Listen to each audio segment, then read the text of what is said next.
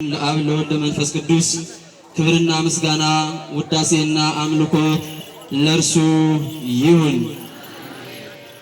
በቅድሚያ ክቡር አባታችን ቆሞስ የእንታ ገብረ እግዚአብሔር አስማረ የገዳመ ወንያት አቡነ ሐራ ድንግል አንድነት ገዳም ዋና አበምኔት፣ እንዲሁም መምህር አባታችን ዳንኤል የዚህ ታላቁ ገዳም የአቡነ ሐራ ድንግል አንድነት ገዳም የድጓ መምህር፣ ክቡር አባታችን መምህር የታፍሬ ስብሐት የዚህ ታላቁ ገዳም የቅዳሴ መምህር፣ እኔ የማላውቃችሁ እግዚአብሔር በቸርነቱ የሚያውቃችሁ ሊቃውንተ ቤተክርስቲያን፣ አይንተ እግዚአብሔር ካህናት፣ ላይካነ ምስጢር ወንድሞች ዲያቆናት፣ ከተለያየ ቦታ ከአራቱም ማዕዝነ ዓለም የጻድቁ የአቡነ ሐራ ድንግል ዕረፍታቸውን በዓል እንዲሁም የጌታችን የአምላካችን የመድኃኒታችን የኢየሱስ ክርስቶስን የጥምቀት በዓልን ምክንያት በማድረግ ወደዚህ ወደ ተቀደሰው ቦታ ላይ የመጣችሁ ምእመናን ወምእመናት ሕፃናትን ጨምሮ በጻድቁ በአቡነ ሐራ ድንግል ስም እንደምን አደዋላችሁ? እንደምን አመሻችሁ? እንደምን እስከረማችሁ? እንኳን ለዚህች ዕለት ለዚህች ሰዓት በቸርነቱ ጠብቆ በሕይወት አጽንቶ በበረከት በረድኤት ደግፎ ለዚህች ሰዓት ለዚህች ዕለት ያደረሰን የአባቶቻችን አምላክ የኔና የናንተ አምላክ የድንግል ማርያም ልጅ ኢየሱስ ክርስቶስ በድጋሜ ክብርና ምስጋና ለእርሱ ይሁን፣ አሜን። የዚህ ያደረሰን አምላክ እልል ብላችሁ እግዚአብሔርን አመስግኑልን። እሺ፣ ስሙ የተመሰገነ ይሁንልን። አሁን እንዳያችሁ ታቦተ ሕጉ ወርዷል። ድንኳኑ ላይ እስኪገባ ድረስ ሊቃውንተ ቤተክርስቲያኑ ጨርሰዋል። አገልግሎቱ፣ ዝማሬው፣ ምስጋናው ይቀጥላል። በዚህ የሚቆም አይደለም፣ በዚህ የሚጨርስ አይደለም። እናድራለን፣ እግዚአብሔር እናመሰግናለን፣ እናከብራለን፣ እንከብራለን፣ እንቀድሰዋለን፣ እንቀደሳለን። መልሰን የኛ ቅዳሴ ለሱ እድሜ ወይንም ጤና በረከት ለሱ ለመድኃኒዓለም ይጨምራልን። ባመሰገን ቁጥር ረድኤት በረከት እያገኘ ምድነው እኛንና አሁን ላይ የሚጠበቅብን ሰዓታችን ላይ ያለው የስብከተ ወንጌል ሰዓት አለን። ትንሽ ለ30 ደቂቃ ቢሆን እንቆያለን። እዛ በኋላ ላይ ወደ ተለያዩ ፕሮግራሞች ሂደን እግዚአብሔርን ስናመሰግነው ስለምናድር ትንሽ ድምጽ የምትጫጩ ካላችሁ ማዶ ላይ ቀንሱልን። በዚህ አካባቢ ላይ ያላችሁ የቆማችሁ ደግሞ የሚደክማችሁ ከሆነ አጠፍ በሉ አረፍ በሉና ትንሽ ድምጽ ቀነስ አድርገን እግዚአብሔርን በስብከተ ወንጌሉ አመስግነን አገልግለን ተገልግለን እኛ እንሄዳለን። እነዛክሙ በማይ ንጹህ ወትነጽሁ እምርኩስክሙ፣ ጥሩ ውሃንም እረጭባችኋለሁ እናንተም ከርኩሰታችሁ ሁሉ ትነጻላችሁ። ትንቢተ ሕዝቅኤል ምዕራፍ 36 ከቁጥር 25 ላይ እንደ ቸሩ አምላካችን መድኃኔዓለም ክርስቶስ ኢየሱስ በዚህች ርዕስ ተነስተን ለተወሰነ ደቂቃ ያስተምረናል። ሚስጥሩን ጥበቡን ለሐዋርያት ለነቢያት ለቀደሙ አባቶቻችን ለሰለስቱ ምዕት ያደለ አምላክ ሚስጥሩን ጥበቡን መድኃኔዓለም በቸርነቱ ያድለን፣ አሜን። እነዛክሙ በማይ ንጹህ ወትነጽሁ እምርኩስክሙ፣ ጥሩ ውሃንም አብረን እንበል በሽንገላ ያይደል በጽኑ ልቦና እግዚአብሔርን በማመስገን ይህን ቃል አብረን እናገራለን። ጥሩ ውሃንም በሉ እስኪ መና ጥሩ ውሃንም እረጭባችኋለሁ እናንተም ከርኩሰታችሁ ትነጻላችሁ። ቃሉን የተናገረው ሕዝቅኤል ነው። ስለ ቃሉ የሰራዊት ጌታ እግዚአብሔር ስሙ የተመሰገነ ይሁንልን። ሕዝቅኤል ማለት ሕዝብ ማለት ጽኑ ማለት ነው። ኤል ማለት አምላክ ማለት ነው። እግዚአብሔር ጽኑ ነው ማለት ነው። ሕዝቅኤል ማለት ሕዝብ ማለት ጽኑ ሲሆን ኤል ማለት አምላክ ማለት ነው። እግዚአብሔር ጽኑ ነው ወይንም አምላክ ጽኑ ነው የሚለው ላይ ሕዝቅኤል ላይ እነሳና ይሄን እንማራለን። ይሄ ሕዝቅኤል ጽኑ እግዚአብሔር ኃይል ነው፣ እግዚአብሔር ኃያል ነው፣ እግዚአብሔር ጽኑ ነው የተሰኘቱ አጠራሩ ሕዝቅኤል ይሄን ቃል በትንቢቱ ይናገርልናል። በርኩሰት ለቆሸሹት እስራኤላውያን የአሕዛብን ግብር ለሚሰሩት እስራኤላውያን ሲናገር ጥሩ ውሃንም እረጭባችኋለሁ እናንተም ከርኩሰታችሁ ሁሉ ለዘላለም ትነጻላችሁ አለ። እስራኤላውያን የእግዚአብሔር ልጆች ቢሆኑ ምንም እንኳን ከግብፅ ተሻግረው ወደ ኢየሩሳሌም ቢገቡ ወልድየ ዘበኩሬ ብሎ የሰራዊት ጌታ እግዚአብሔር ቢናገርላቸውም ግብራቸው የአሕዛብ ስራ እስከነበረ ድረስ ሕዝቅኤል ጽኑ እግዚአብሔር ጽኑ ነው፣ እግዚአብሔር ኃያል ነው፣ እግዚአብሔር ታላቅ ነው የተሰኘው ስሙ ይህንን ኃይለ ቃል ይናገርልናል። ጥሩ ውሃንም መልሱት፣ ጥሩ ውሃንም እረጭባችኋለሁ እናንተም ከርኩሰታችሁ ትነጻላችሁ። ሕዝቅኤል እስራኤላውያን ለጊዜው ይናገረዋል። ነቢያት አባቶቻችን ትንቢት ሲናገሩ ለቅርብም ለሩቅም ይናገራሉ። ለቅርብ እዛው ላይ ለሚፈጸመው ህዝቦች ላይ የሚፈጸመውን ጉዳይ አስመልክተው ይናገራሉ። መጨረሻው ላይ ግን ዋናውና ዓላማው ለዛሬዋ ዕለት ጌታችን ኢየሱስ ክርስቶስ በልብሰተ ሥጋ በኩነተ ሥጋ ከቅድስት ድንግል ማርያም በነሳው ሥጋ ላይ ለመገለጹ አማናዊ ምሳሌ ነበር። ወይንም ለአራቱ አማናዊ ጥምቀት የሰው ልጆች የአዳምና ዘሩ ለዚህ ጥምቀት እንዲበቁ የተናገረው ነበር። እግዚአብሔር ጽኑ ነው የተሰኘው ሕዝቅኤል፣ እግዚአብሔር ኃያል ነው የተሰኘው ሕዝቅኤል ለዚህ ለአራቱ አማናዊ ጥምቀት የምንደርስባትን ዕለት አስመልክቶ ጥሩ ውሃን እረጭባችኋለሁ፣ እናንተም ከርኩሰታችሁ ሁሉ ለዘላለም ትነጻላችሁ፣ ትቀደሳላችሁ።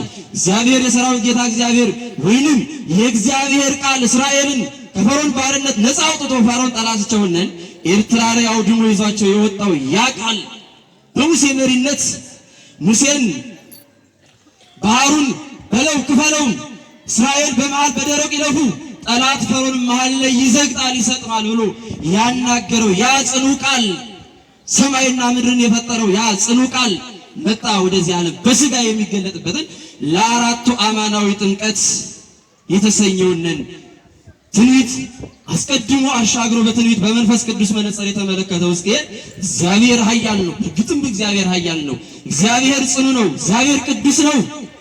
ይህ ቅዱስ አምላክ በሰራዊት ጌታ እግዚአብሔር ሕዝቦቹ የአዳምና ልጆቹ በሰይጣን ዲያብሎስ ሴራ ላይ ተይዘው ወደ ረግረግ የኃጢአት ረግረግ ውስጥ ረግጠው ገብተው የነበሩትን ነፃ ለማውጣት በሕዝቅኤል ላይ አድሮ እግዚአብሔር ያ ቃል ዓለምን የፈጠረው ቃል ሰማይን የዘረጋው ምድርን ያጸናው ያ ቃል የሰው ልጆችን ሰውና መላእክትን የፈጠረው ያ ጽኑ ቃል ወደዚህ ዓለም የሚገለጥበት ሰዓት ላይ የእግዚአብሔር ቃል ወደዚህ ሥጋን መጥቶ ለብሶ በዛሬዋ ሰዓት ላይ የሚጠመቅበት ንጹህ የሆነውን ውሃ የሚሰጥበት ሰዓት የሚደርስባትን ሰዓቶችን ተመልክቶ ሕዝቅኤል ጥሩ ውሃን እረጭባችኋለሁ እናንተም ከርኩሰታችሁ ትነጻላችሁ ብሎ የነገረን ይህን የተናገረው ትንቢት ዛሬ ተፈጸመ።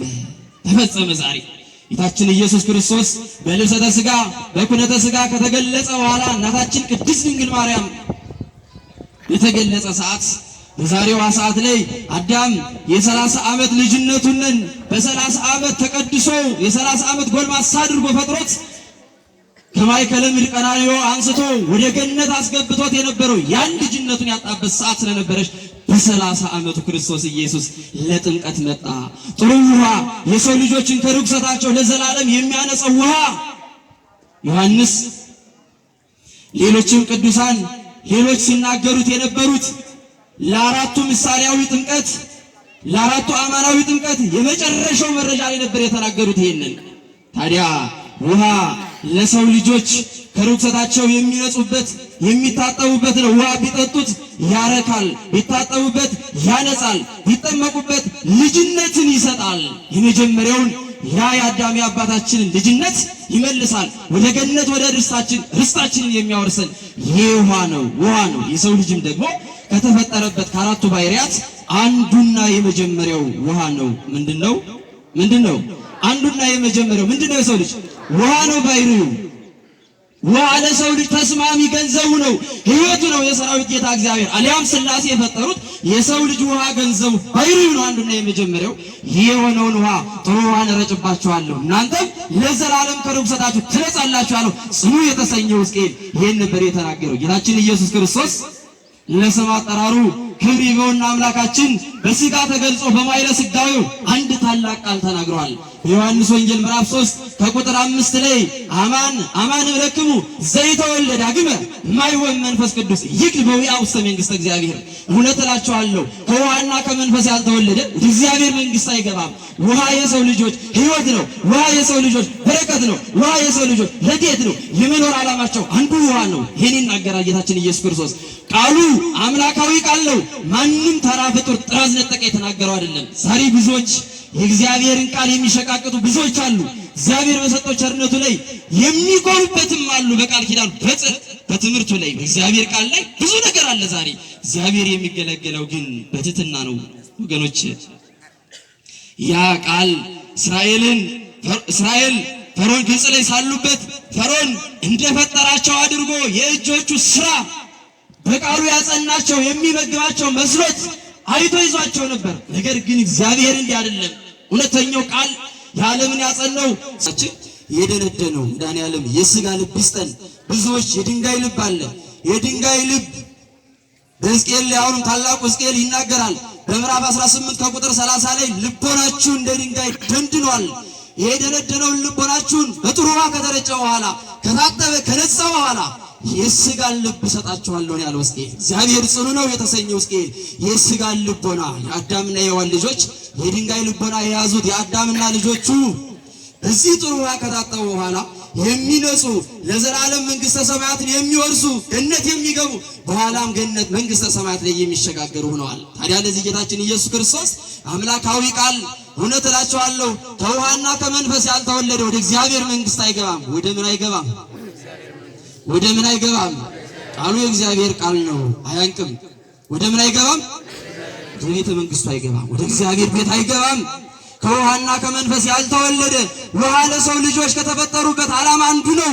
ለመኖራቸው ሁሉና መሰረት የሚቀደሱበት ሲጠመቁ ልጅነት የሚያገኙበት በዛሬዋ ሰዓት በአዳምና በሔዋን ሥጋ በለበሰው በልብሰተ ሥጋ በኩነተ ሥጋ በተገለጠበት ተጠመቀ። ለአዳም የ30 ዓመት ልጅነቱን መለሰለት። ከውሃና ከመንፈስ ካልተወለዳችሁ አትገቡም። ያ የለበሰውን ሥጋ በውሃ ካጠመቀው በኋላ በውሃ ካነጸው ከቀደሰው በኋላ ርኩሰት ኑሮበት አይደለም ከድንግል ማርያም የነሳው ሥጋ። ነገር ግን አማናዊ ጥምቀት ነው።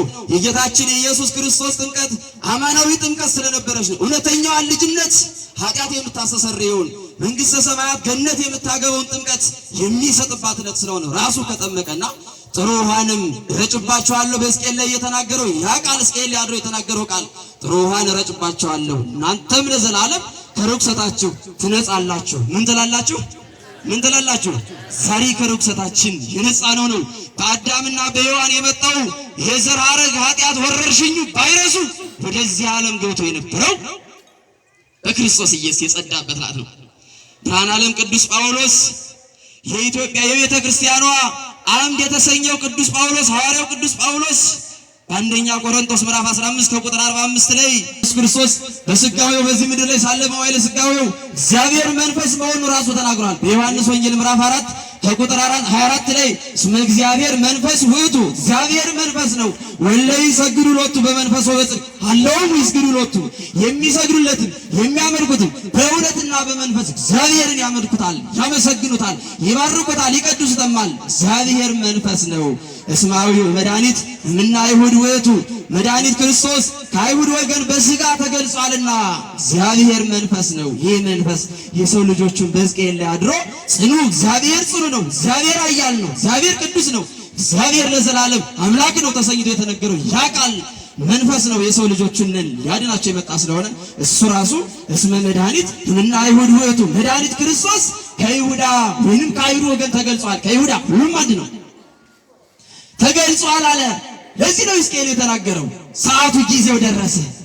በአዳምና በሔዋን የመጣው ወረርሽኝ በነፍስ ያው ሆኖ የተፈጠረው ሰው ለ7 ዓመት ገነት ከቆየ በኋላ ክብሩን ባለመጠበቁ በመስገብገቡ በመብል ምክንያት የጠፋውን አዳም ለመመለስ በሥጋ መጣ ተገለጸ። የሰው ልጅ በሆዱ ምክንያት ቆሽሾ ነበር፣ አድፎ ነበር። የሚያጥበው የሚያነጻው እግዚአብሔር ነውና ኑ ቅረቡ ተብለን በዛሬዋ ሰዓት ላይ የመጣው ታላቁ አባት ኢሳይያስ በምዕራፍ 1 ከቁጥር 18 ላይ ይናገራል። ኃጢአታችሁ እንዳለላ ብትቀላም እንደ ባዘቶ አጠራዋለሁ፣ እንደ በረዶ አነጻዋለሁ፣ እንደ በርኖስ ቢጠቁርም እንዳለላ አቀለዋለሁ። ኑ እግዚአብሔርን ቅረቡት። መሰ ሰማይክሙ ወፈቀድክሙ በረከተ ምድር ትበሉ ከሰማችሁኝ እሺ ካላችሁ የምድርን በረከት ትበላላችሁ። የሰው ልጅ ዛሬ የምድር ላይ በረከትን ያገኘበት የእግዚአብሔርን በረከት አግኝቶ በረከተ ሥጋ ወነፍስ ለሰው ልጆች ያደለበት ነው። በኢሳይያስ ላይ አድሮ እግዚአብሔር ተናግሯል። ኢሳይያስ ማለት እግዚአብሔር ስሙ ደህንነት ነው ማለት ነው። ለሰው ልጆች ደህንነት ያናገረው ያ ጽኑ ቃል በሕዝቅኤል አድሮ የተናገረው በኢሳይያስ ላይ አድሮ ኑ ቅረቡ የምድርን በረከት አወርሳችኋለሁ፣ የምድርን በረከት ትበላላችሁ ብሎ የተናገረው ያ ጽኑ ቃል መጣ፣ በሥጋ ተገለጸ። የሰው ልጆች ዛሬ ተጠመቁ። ክርስቶስ የአዳምና የሔዋን ሥጋ ዮርዳኖስ ላይ ተጠመቀ። አዎ የሰው ልጆች ነጹ።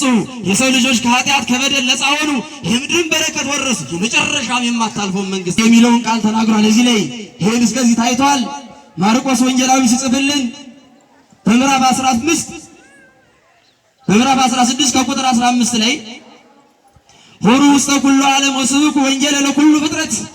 ሂዱ የመጣበትን የእግዚአብሔር መልእክተኛ ያ ጽኑ ቃል ያ የእግዚአብሔር ቃል ዓለምን የፈጠረው ያ ቃል አዳምና ሔዋንን አጽንቶ ይመግባቸው የነበረው በገነት 7 ዓመት የጠበቃቸው ያነጻቸው ለዘላለም እዛ ላይ ተቀምጠው የነበሩት ለዘላለም መንግሥተ ሰማያት የሚኖሩት ያ የፈጠራቸው ጽኑ ቃል ማርቆስ ላይ ሲናገር ማርቆስ የጻፈው ወንጌሉ ላይ ሆሩ ውስተ ኩሉ ዓለም ወስብኩ ወንጌለ ለኩሉ ፍጥረት በወንጌል የተራቡትን የእግዚአብሔርን ቃል የተራቡትን የእግዚአብሔርን ቃል እየሄዳችሁ በአራቱም ማዕዘን ዓለም አጥግቧቸው። የእግዚአብሔርን ቃል ተርበው ነበር።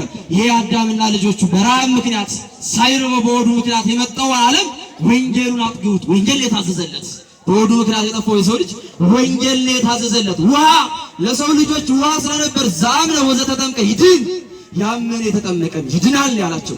ወንጌሉን ብቻ ወደ ዓለም አላከላቸውም። በወንጌሉ ብቻ እንዲጸኑ ወንጌሉን እንዲመገቡ ብቻ አላደረገም። ዛም ነው ወዘተ ተጠምቀ ይድን ያመነ የተጠመቀ ይድናል።